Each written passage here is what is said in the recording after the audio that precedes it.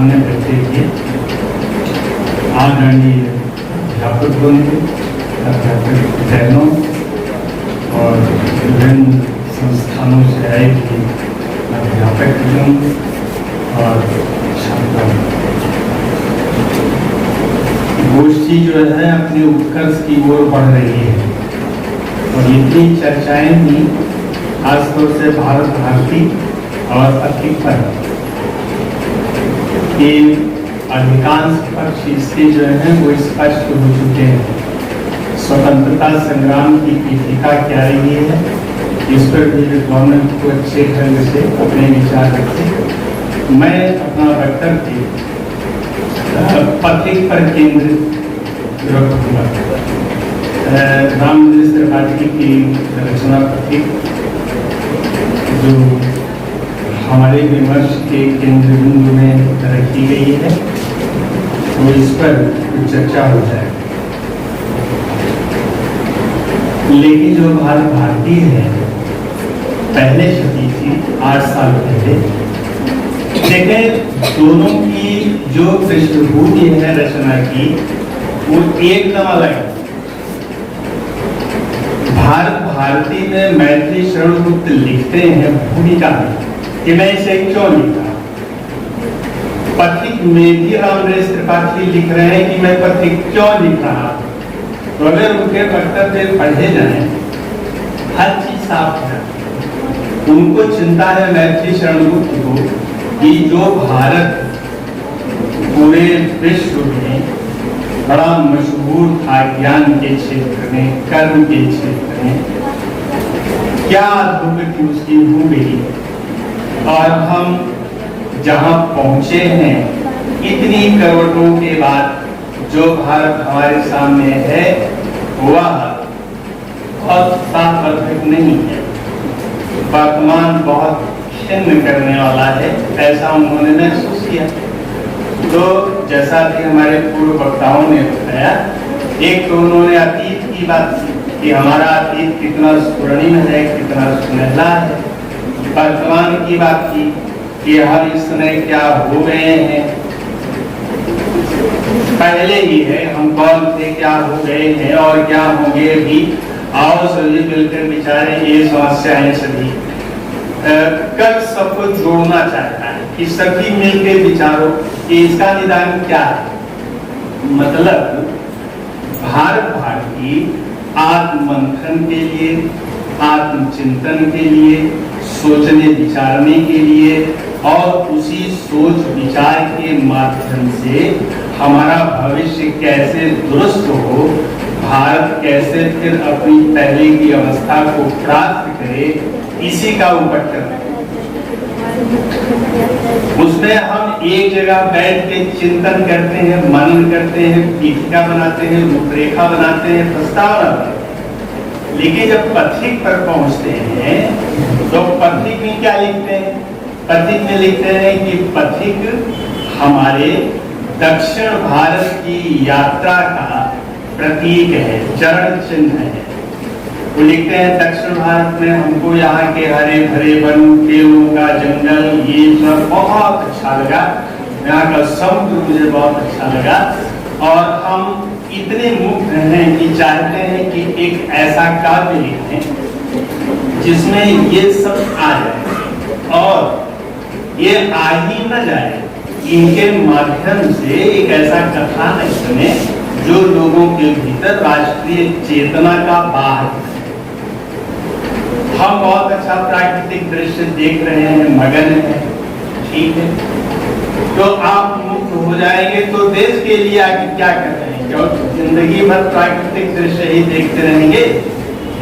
उनका कहना है कि समुद्र को देखो, प्रकृति को देखो, सब को देखो, लेकिन दूसरा जो पक्ष है उसे भी तो देखना है। दूसरा पक्ष क्या है? दूसरा पक्ष है राजस्थान का भयंकर जो है वो देखते हैं, सिक्का का, बालू का, ये चलता हुआ सब सूखा है। ये देश में दूसरा पक्ष है, गरीबी है, लाचारी है, ये भी तो है। अगर हम उसको देखते हैं तो इसको भी देखें। आदमी की मनोवृत्ति होती है कि वो अपनी बेहतरीन फोटो को रखता है कमरे में टांग कर, और जो लोग आते जाते हैं, देखो देखो देखो ये मेरी पिछले साल की फोटो है, बहुत अच्छी है बताते हैं, लेकिन कोई अपना एक्स्ट्रा नहीं टांगता है, एक्स्ट्रा कोई नहीं टांगता, जबकि हकीकत जो है एक्स्ट्रा। लेकिन नहीं, और यही पीढ़ी, जैसे हम लोग बुढ़ापे में एकदम कनिष्ठ हो चुके हैं, आखिर शीशा और आईना कौन देखता है? नौजवान लोग, जिनको भगवान ने अच्छा जो है शरीर दिया है, कांति दिया है, भरे पूरे चेहरे हैं, दांत सब सही सलामत है, तो वो अपना मुबा के देखेंगे, ऐसे देखेंगे, ऐसे देखेंगे, कंगे मारेंगे। लेकिन जब यही आदमी बूढ़ा हो जाता है तो आईना देखता है? क्या देखे? किसके लिए गाल देखे कि पतीसी गायब हो गया है, बना दिया है, उसको देखे, क्या देखे? मतलब ये है कि वो हकीकत से, यथार्थ से मुंह मोड़ना चाहता है और कल्पना में जीना चाहता है।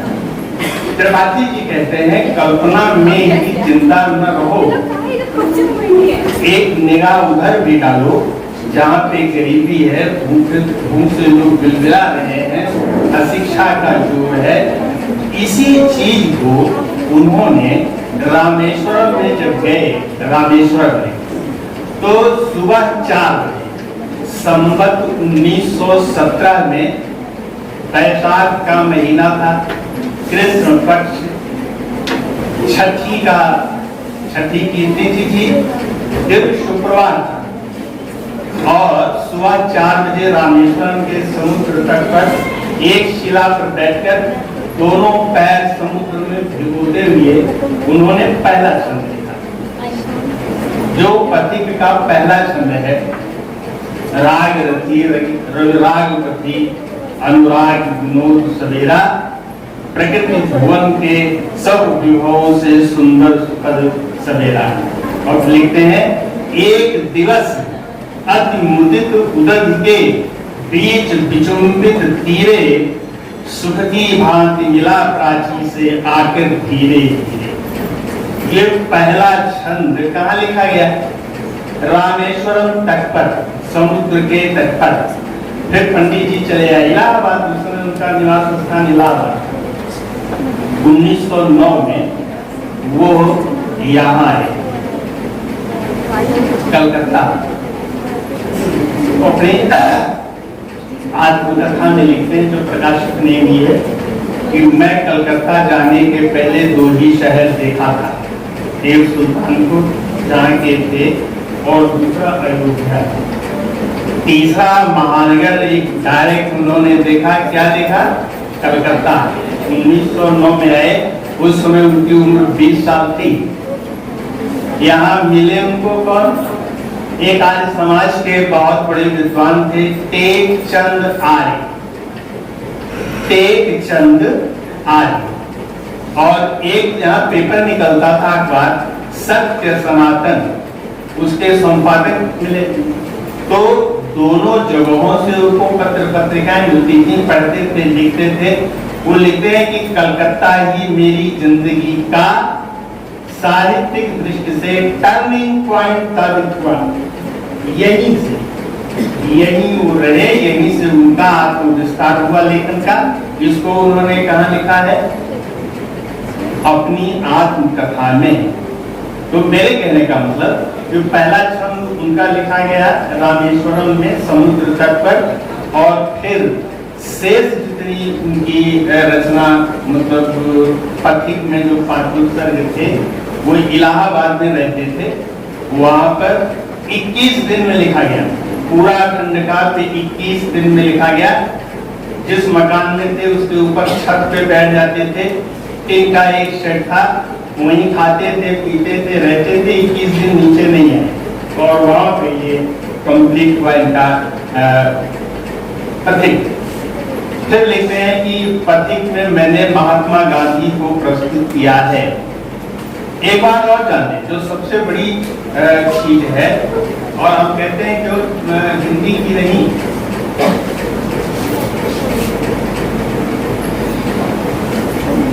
ये दुनिया का ऐसा खंड खाते हैं जो कि इत्तेमाद इसी के नाम है और किसी के नाम नहीं है। दुनिया का इकलौता खंड खाते हैं जिसमें किसी पात्र का नाम ही नहीं है। ऐसा खंड खाते कहीं देखा है कि एक भी पात्र न हो? 5 पात्र हैं। पथिक है, पथिक की पत्नी है, पथिक का पुत्र है, मुनि है, राजा है, लेकिन नाम किसी का नहीं है। ये भी विलक्षण प्रयोग है। और दूसरी चीज ये है, उनके मित्र थे राम कुमार नेवटिया। ये राजस्थान में थे जहां इन्होंने बहुत ज्यादा समय बिताया था। क्या नाम था उनका? राम कुमार। पथिक सर्ग के, पथिक में जो 5 सर्ग है ना, पहला अक्षर जोड़ दो तो 5 बनते हैं। राम कुमार, राम कुमार बनता है। यानी पथिक रचकर उन्होंने अपने अभिन्न मित्र राम कुमार, जो उनके सुख दुख के साथी थे, राजस्थान में सीख करके जहाँ रहते थे। अभी बहनों ने, मेरी बहन ने बताया, एक प्रार्थना सुनाई, हे प्रभु आनंद दाता ज्ञान। 1909 में ये वही लिखी, 1909 ईस्वी में ये वही सीकर में लिखी गई थी।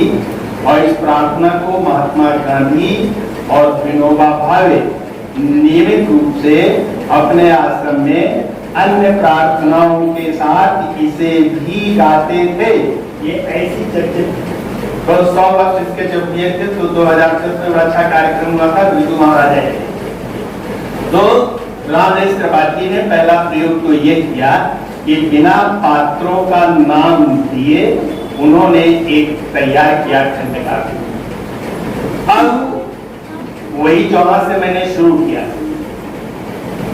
भारतीय चिंतन की पृष्ठभूमि देती है, आत्मचिंतन के लिए अवकाश देती है, बुलाती है कि सब लोग मिलकर सोचो। और जो पथिक है वो चल पड़ता है। पथिक बैठकर सोचता नहीं। पथिक तो अपने परिवार को छोड़ के संन्यास लेने जा रहा है और उसके बाद वो जंगल में वहां समुद्र तट पर मिल गए मुनि। इसी समय उनकी पत्नी भी आ गई। पत्नी ने कहा, तुम घर द्वार छोड़ के भागे भागे फिर रहे हो, मैं आपको खोज रही हूँ। तो बहुत ही प्रसन्न मन से कहा कि प्रकृति तो अच्छी है लेकिन तुम उससे भी अच्छी हो। तो कहा, दिक्कत फिर क्या पड़ रही है? तो कहे, लेकिन तुम्हारा जो सौंदर्य है क्षणभंगुर है और जो प्रकृति है ये लंबे दौर तक सौंदर्य को सहेजने वाली है। तो अगर हम सौंदर्य के पारखी हैं तो हम इसी को क्यों न देखें? आहत होती है, वो चली जाती हैं और जब चली जाती है मुन उनको समझाते हैं, तुम जाओ, इसको हम समझा बुझा के दे देंगे।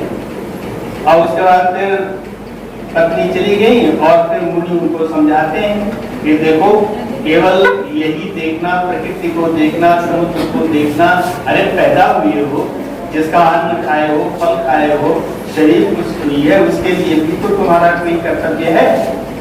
खैर, उनका हृदय परिवर्तन होता है, जुड़ते हैं। यहाँ पंडित जी की वो कविता याद आती है, आप सब लोग जानते होंगे कि छोड़ ध्रुवों की मृदु छाया, तोड़ प्रकृति से भीम आया, पाले तेरे भाल जाल में कैसे उलझा तू लोचन, भूल अभी से इस जग। देखो, दोनों समानांतर रचनाएं चल रही थी, सब समकालीन थे, इलाहाबाद में सब रहते थे, है कि नहीं? तो देखो, भावों की जो छाया एक दूसरे में कैसे रूपांतरित हो रही है। और यहाँ पति भी वही कहता है कि प्रकृति के सौंदर्य को छोड़कर तुम्हारे जो है वो सौंदर्य को या घर गृहस्थी को बहुत देर तक प्रकाशित करने वाला नहीं हूँ, मैं निकल रहा हूँ। तो पहले तैराकी करने वाले थे, मुनि के असर से, प्रभाव से, फिर वो देखते हैं और फिर कहते हैं नहीं, ठीक कहते हैं ये मुनि, हमको प्रकृति का दर्शन भी देना है। तो भारत भ्रमण करता है, देश का भ्रमण करता है प्रतीक, और देखता है कि कितनी लाचारी है, कितनी व्यवस्था है, कितने बंधन है, कितनी गुलामी है। तो सोचता है इसको दूर करना है। दूर करने के लिए यहाँ फिर एक चीज है, कभी कभी गाँव में कहते हैं कि बिल्ली के गले में घंटी कौन बांधे, कौन आगे बढ़े, राजतंत्र में तो सजाए मौत होती है, लेकिन यहाँ पति की इसलिए उल्लेखनीय है, अकेले एकला चलो रे, ये यहीं से पंग भूमि से ही नारा चला था तो कहने का मतलब अकेले वो प्रतीक जो है इस उपक्रम में लगता है कि देश में शिक्षा का प्रसार हो, गुलामी का अंत हो, और वो सारी कोशिशें करता है, राजा से मिलता है और कहता है कि आपके राजतंत्र में बेहद अत्याचार हो रहे हैं और प्रजा यदि प्रसन्न नहीं है तो राजा का कल्याण नहीं होता। लेकिन जैसा राजतंत्र में होता है, वो डराते हैं, धमकाते हैं, जेल में बंद करते हैं और फिर अपनी ही अदालत है, अपने ही जज है, फैसला भी हो जाता है तो सजाए मौत की सजा मिलती है। उसकी पत्नी को पता चलता है, पहुंचती है पुत्र के साथ, रिश्ता रखा हुआ है, पात्र दौड़ के ये पी लेती है और उसके बाद फिर इसके पुत्र की भी हत्या हो जाती है और पति की भी हत्या हो जाती है। आते हैं मुनि, वो भी वही अपना प्राण दे देते हैं। यहाँ पे जब पति देखता है कि मेरी पत्नी अपने प्राणों का अर्पण कर रही है, बलिदान कर रही है, कहते हैं आप बहुत अच्छा संकल्प लेके चलें, काम भी करें, घर का सपोर्ट न मिले तो फिर आप पंगु हो जाते। दिन भर आप सदाचार और परोपकार करके हमें और घर पत्नी के है, ठीक ये भी कोई जिंदगी है, दूसरों का जो है समस्या दूसरों की निदान करते हैं। इसको बुखार चढ़ा है, लल्लू को किसी ने दिखाया ही नहीं। अगर वो कहते हैं कि तुम ही चली जाती दिखा दे तो फिर आप किस लिए हैं? यानी सारा उत्साह आदमी का भंग हो जाता है जब घर पर जो जीवन संगिनी है, जो पुत्र है, जो पुत्री है, माँ है, अगर ये सब थोड़ा सा उपेक्षा वाली दृष्टि रखते हैं तो काम करने वाला कितना अच्छा काम करने वाला हो, समझ लीजिए उसकी ऊर्जा आधी रह जाती है। लेकिन यहाँ पत्नी आगे बढ़कर विष पी लेती है और मौत की प्रतीक्षा करता हुआ पति गौरव से दीप्त हो जाता है कि मेरे इस अभियान में मेरी पत्नी ने 100% या उससे भी बढ़कर आगे योगदान दिया। तो ये चीज होता है ना, कुछ लोग कहते हैं वो तो मर गए लेकिन अंत में घटना लगा था। लोग कहते हैं क्यों लगा था? कहते हैं कि वो उनका बड़ा लड़का नहीं आया था या लड़ाई झगड़ा हो गई थी, अंत में बातचीत खत्म हो गई थी, तो जिंदगी तो बहुत अच्छी रही लेकिन मौत बड़ी खराब रही। लेकिन यहाँ देखें, कहते हैं जिसकी मौत अच्छी होती है उसकी जिंदगी 100% सफल होती है, किसी अच्छे उद्देश्य के लिए, किसी अच्छे लक्ष्य के लिए।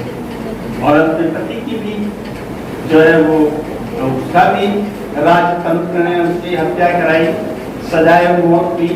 लेकिन वो कहता है कि देखो जो राजा ने किया, आप सब लोग मेरी मौत का बदला इस ढंग से नहीं देंगे, यानी हिंसा का जवाब प्रतिहिंसा नहीं है।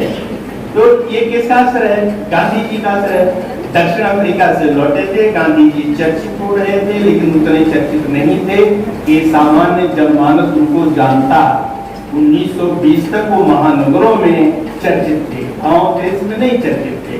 तो पथिक की रचना करके रामदेव त्रिपाठी ने गांधी जी के आदर्शों को, उनकी जीवन पद्धति को, जो वो सत्य और अहिंसा का प्रयोग कर रहे थे, उसको उन्होंने घर घर पहुंचाने का काम किया।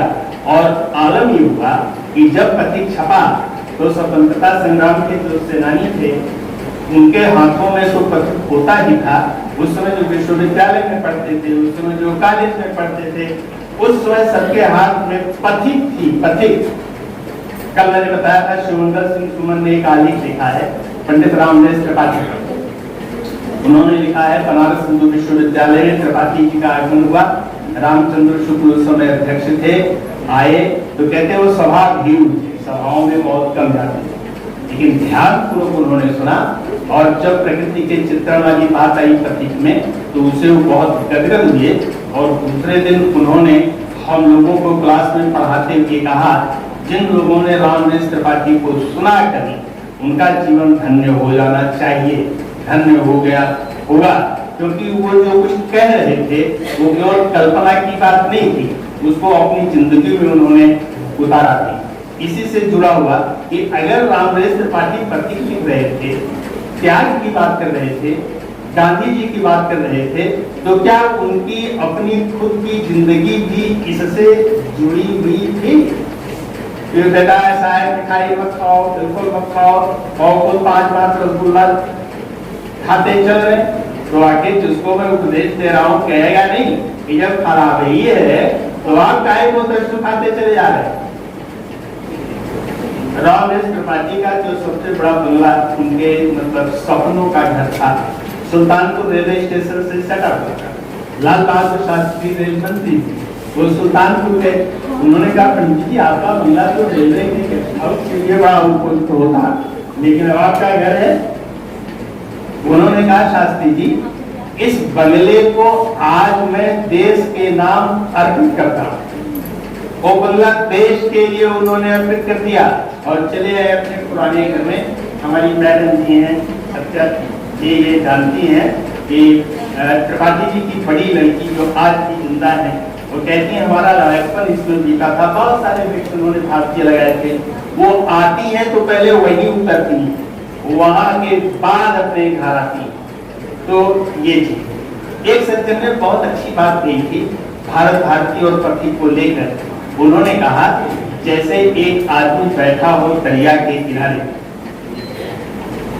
और कहे देखो गंगोत्री से ये गंगा चलती है, बहुत साफ, बहुत अच्छी है, हरिद्वार तक बहुत अच्छी है, उसके बाद देखो क्या हो गया, गंदी हो गई, इलाहाबाद बनारस पहुंचने तक और पटना तक, और अब ये बताओ वहां बहुत अच्छी थी, बीच में खराब हो गई, महासागर में मिलेगी तो क्या इसको गंदी गंदी अब तक मिल रही, आप ही जाने देंगे?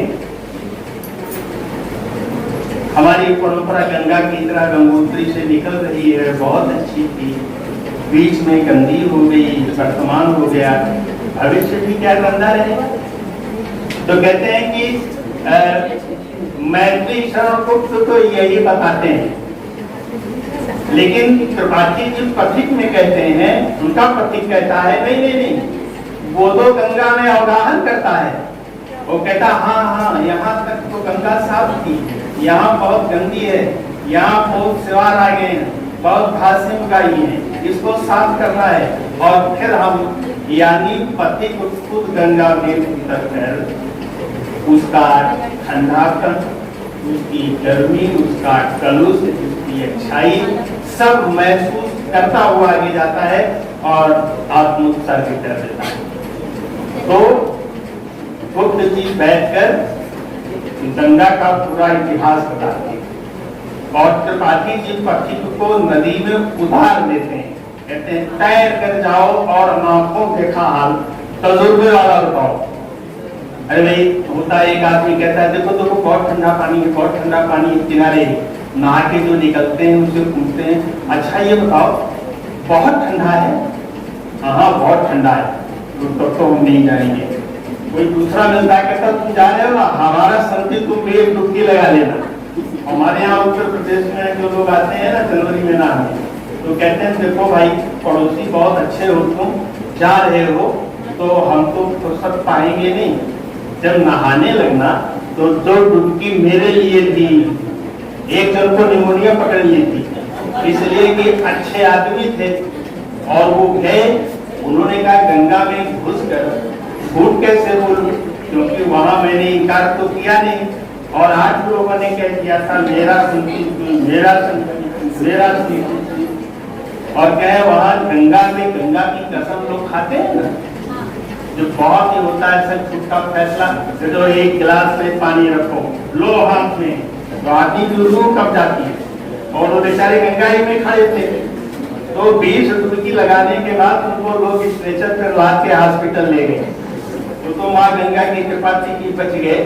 तो आदमी एक होता है कि दूसरों से सुनता है और ठंडक के मारे गंगा में पैर नहीं रखता, लेकिन एक और होता है युवा वर्ग छपार से उठता है, नहाता है, हंसता है, उल्टा तैरता है, उस पार जाता है, बताता है नहीं जब तक खड़े हो गए ठंडक लगेगी, कूद जाओ ठंडक गायब।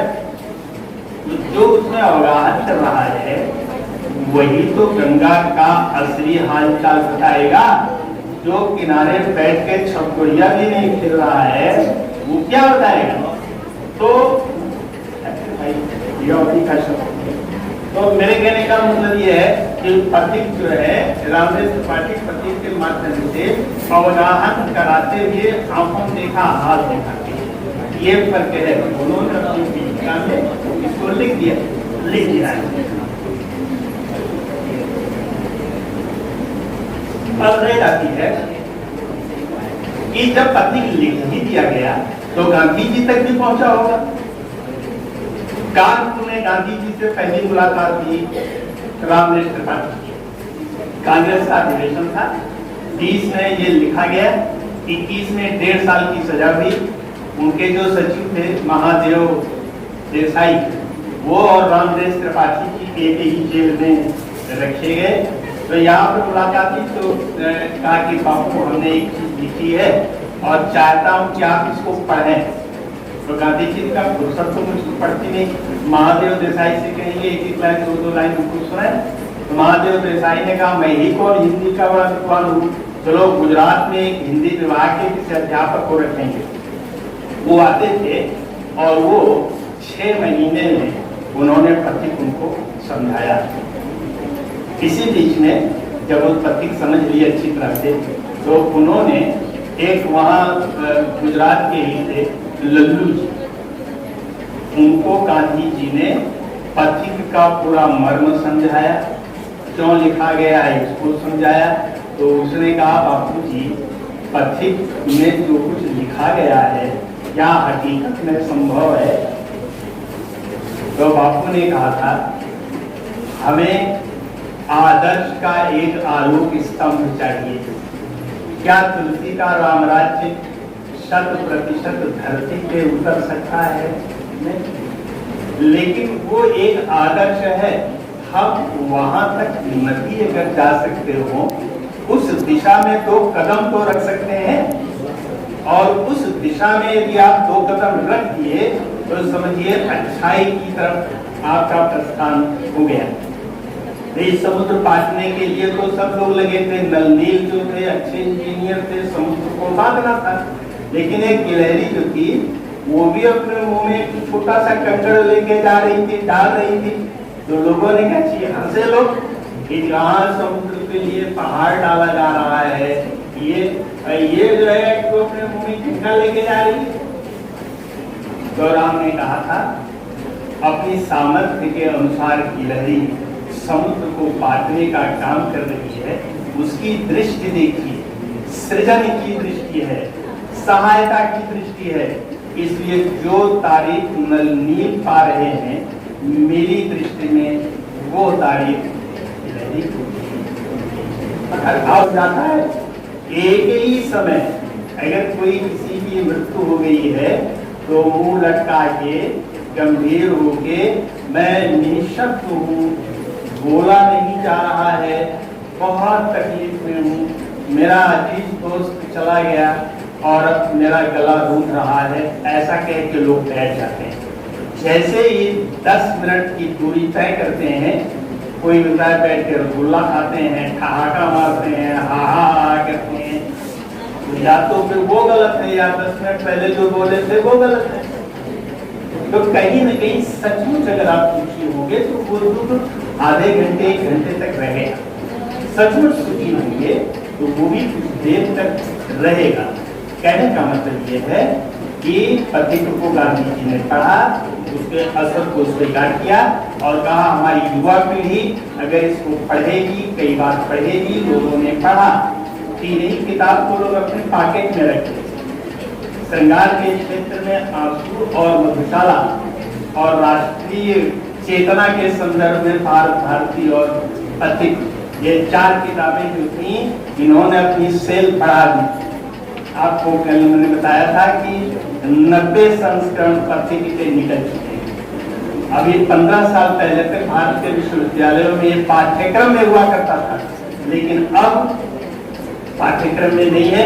और काफी लोग जो है वो नए विद्वान जो है वो जब पाठ्यक्रम में नहीं है, कुछ में नहीं है, तो जानेंगे कैसे। हमारे हिंदी के बड़े मशहूर कवि, अभी मैंने नाम लिया मधुशाला, तो अमिताभ बच्चन के पिताजी हरिवंश राय बच्चन, इनकी पहली पत्नी श्यामा थी, उनको ये पथिक पढ़ा रहे। उन्होंने कहा पथिक की बड़ी चर्चा है, हमको पढ़ा के समझाओ।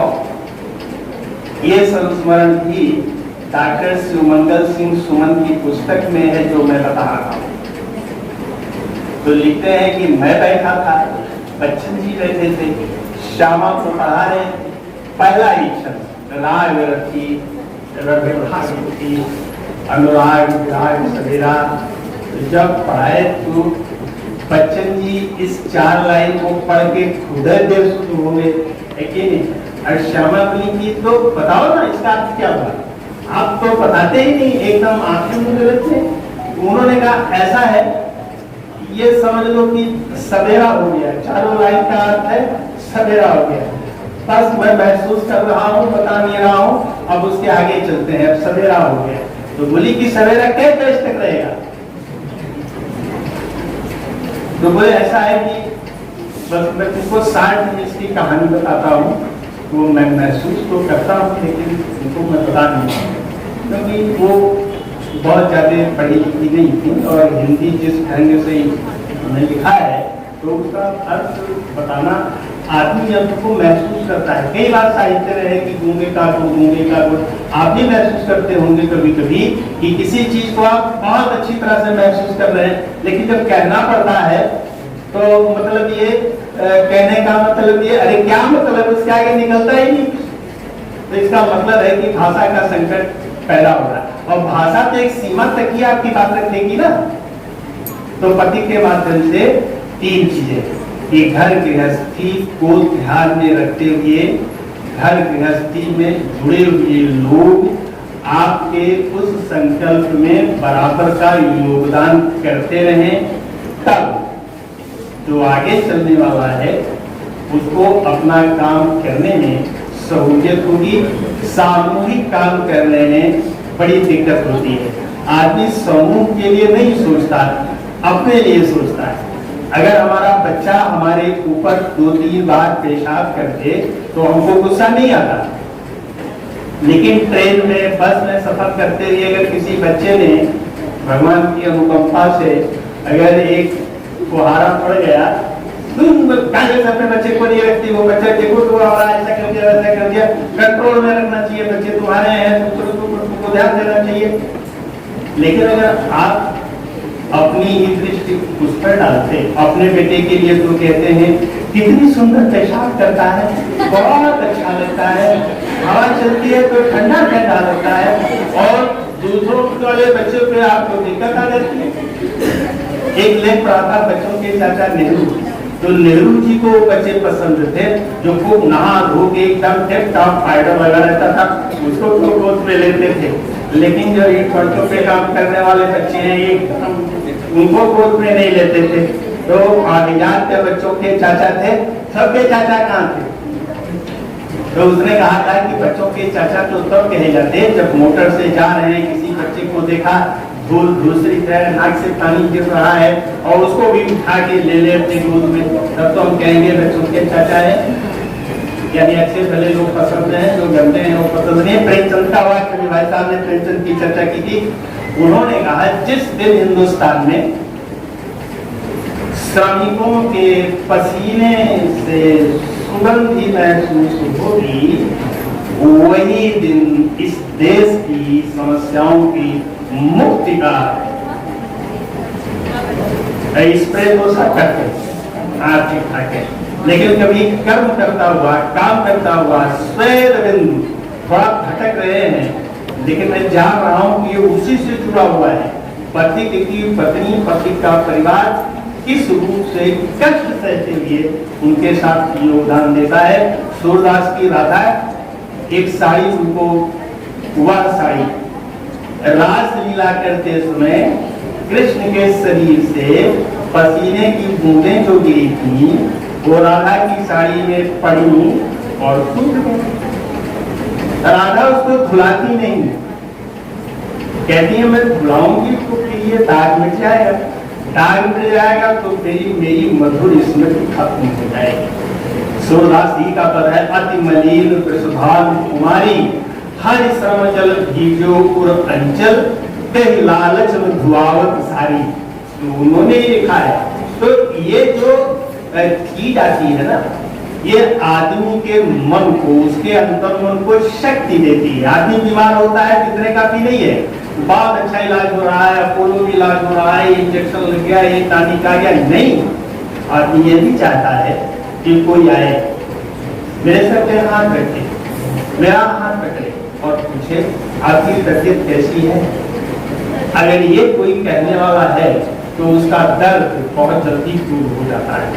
और सब कुछ है, हाल चाल लेने वाला कोई नहीं, नर्सी आती है, पड़ा हुआ है 20 दिन से ठीक नहीं होता है कि नहीं। अब जब आदमी ऐसी चीज सुनेगा तो उसका अंतर मन छोटा ही रह जाएगा। पथिक में ये सारी चीजें हैं, धर्म गृहस्थी का राग भी है, विराग भी है, अनुराग भी है, कांटे भी हैं, फूल भी हैं, और सब मिलाकर जो हमारा राष्ट्रीय मार्ग है उसके जो शुभ हैं, जो कांटे हैं, उसको हम इसलिए नहीं कराएंगे कि चुभ जाएगा। उस चुभन में भी मार्मिक छुअन की अनुभूति राम ने कराई है। और उन्हीं के समकालीन वो कविता बड़ी मशहूर होगी, जो उनकी आत्मकथा है माखनलाल चतुर्वेदी की, एकदम समानांतर चल रही है। वो भी प्रभात फेरी में गाई जाती थी। चाह नहीं है सुरबाला के गहनों में गूंथा जाऊं, चाह नहीं है सम्राटों के शौकर में डाला जाऊं। वो अंत में कहता है मुझे तोड़ लेना बनमाली, उस पथ पर तुम देना फेंक, मातृभूमि पर शीश चढ़ाए जिस पथ जाए तीर। तो कहता है कि हम कुचल दिए जाए किसके पैरों से, जो मातृभूमि पर शीश चढ़ाने जा रहे हैं। मुझे पैरों से कुचल देंगे तो मेरा जीवन धन्य हो जाएगा। मैं सुंदरियों के बाल में नहीं रहना चाहता, मैं सम्राटों के सर पर नहीं चढ़ना चाहता, मैं देवों के सिर पर उनके गले की माला में नहीं। हमको बस एक ही इच्छा है कि हम वहाँ रास्ते में फेंक दिए जाएं और स्वतंत्रता संग्राम के लोग अपने पैरों से चलते हुए आगे चले जाएं। ये चीज और अंत में ये जज्बा वहीं तक नहीं है कि आजादी मिल गई, 15 अगस्त हो गया, 20 में लिखा गया, 47 में आजादी मिली। गांधी जी ने कहा राम नरेश ने जैसे हमारा भविष्य पढ़ लिया था और एक 27वें साल देश को आजादी मिल गई। तो उन्होंने कहा था जितनी दिक्कत आजादी प्राप्त करने में हुई है उससे ज्यादा दिक्कत होगी इस आजादी को सुरक्षित रखने में। और अभी तो आंशिक आजादी मिली है, अभी आर्थिक मुक्ति कहाँ मिली है, सामाजिक मुक्ति कहाँ मिली है, उसके लिए निरंतर संघर्ष लोगों को करना पड़ेगा। ये संघर्ष अब एक वर्ग में दिखाई पड़ता है, हमारे जो मिलिट्री के फौजी सिपाही जो सिपाही हैं, जो सीमा पे लड़ते हैं। आप सोचे होंगे, अखबार में पढ़ते होंगे, लाश आती है, वीर गति प्राप्त हो जाते हैं और बाप कहता है मेरा दूसरा लड़का भी है फौज में जाने के लिए। ये जज्बा कहाँ से आएगा? काफी लोग अपने बच्चों को उसमें जाने से रोकते हैं, लेकिन मैं 4 लाइन के को उद्धृत करते हुए कि इस जमाने में भी नए नए जो कवि हैं वह उसी रास्ते पर चल रहे हैं जैसे राम नरेश त्रिपाठी का पथिक चल रहा था। अभी पिछले बार कविता मैंने पढ़ी थी किसी पत्रिका में, मुझे याद था वो कविता बहुत अच्छी है। आज का नौजवान सीमा पे बैठे हुए समय बहुत ज्यादा हो गया, आप लोग मन ही मन मुझको कोस रहे होंगे। वो कविता है, भाई कहता है अपने बहन से, ये रक्षाबंधन देखकर रक्षाबंधन आने वाला है, हर बहन की अभिलाषा होती कि भाई उसका भाई है, वो सीमा पे है,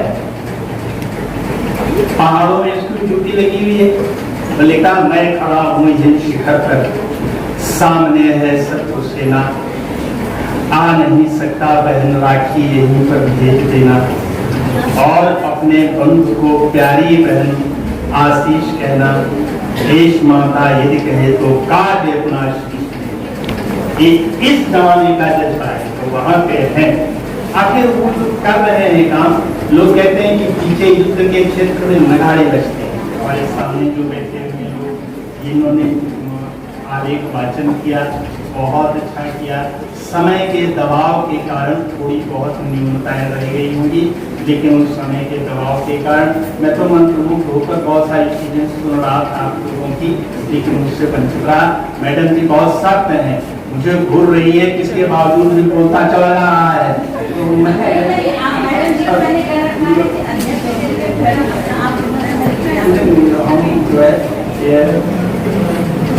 हम मजाक की बात कर रहा हूँ। आपने अध्यक्ष कह दिया, तो एक बार आचार्य हजारी प्रसाद द्विवेदी अध्यक्षीय उद्बोधन दे रहे, तो उन्होंने कहा अध्यक्ष उसको बनाया जाता है, अध्यक्ष उसको बनाया जाता है, उन्होंने कहा जिसके न धी माने बुद्धि हो और न अक्ष माने आंख हो।